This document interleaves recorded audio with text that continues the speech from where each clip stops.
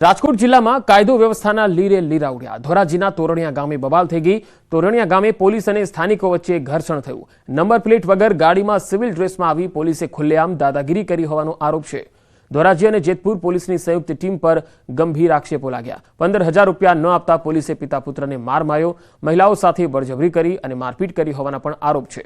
ધરણા કરી રહેલા ફરિયાદી પિતા પુત્રને કારણ વગર ડિટેન કરાયા। પિતા પુત્રની પોલીસે ફરિયાદ ન લેતા તોરણિયા ગામના લોકો ન્યાયની માંગ સાથે ધરણા પર બેઠા।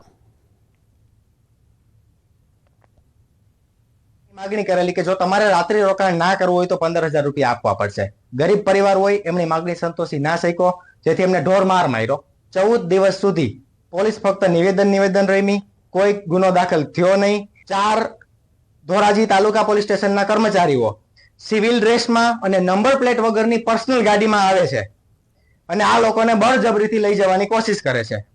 સુરતમાં એક લોહિયાળ મારામારીમાં 2 યુવકો ઘાયલ થઈ ગયા। માંગરોળના કુંવારદા ગામે આ મારામારી થઈ, જેમાં માથાના ભાગે ધારિયાના ઘા ઝીકી જીવલેણ હુમલો કરવામાં આવ્યો। આ બનાવમાં 2 યુવકને ગંભીર હાલતમાં હોસ્પિટલમાં સારવાર અર્થે ખસેડાયા। હુમલાખોર શખ્સો જીવલેણ હુમલો કરીને ફરાર થયા। ઈજાગ્રસ્ત બંને યુવકો મુળદના પ્રભુનગરના રહેવાસી છે। કોસંબા પોલીસ ઘટના સ્થળે પહોંચી તપાસ કરી હતી। તો સુરતના માંગરોળના કુંવારદા ગામનો આ બનાવ છે। મારામારી થઈ ગઈ અને આ એવી મારામારી હતી જે લોહિયાળ બની।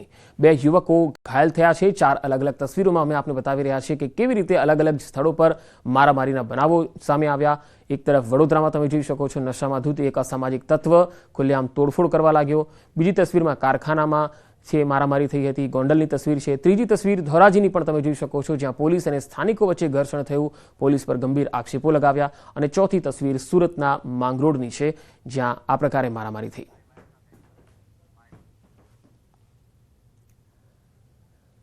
રાજકોટ શહેરમાં મોતનો બનાવ સીસીટીવીમાં કેદ થયો। યુવાનનું માત્ર 27 સેકન્ડમાં મૃત્યુ થઈ ગયું। રમકડાની ફેક્ટરીમાં કામ કરતા યુવકનું મૃત્યુ થયું। ગોંડલ ચોકડી પાસે રમકડાના કારખાનામાં બનાવ બન્યો। 24 એપ્રિલના રાત્રિના 10 વાગ્યા આસપાસ યુવકનું મોત થયું। યુવકને સિવિલ હોસ્પિટલમાં ખસેડાયો હતો, ત્યાં ડોક્ટરે મૃત જાહેર કર્યો।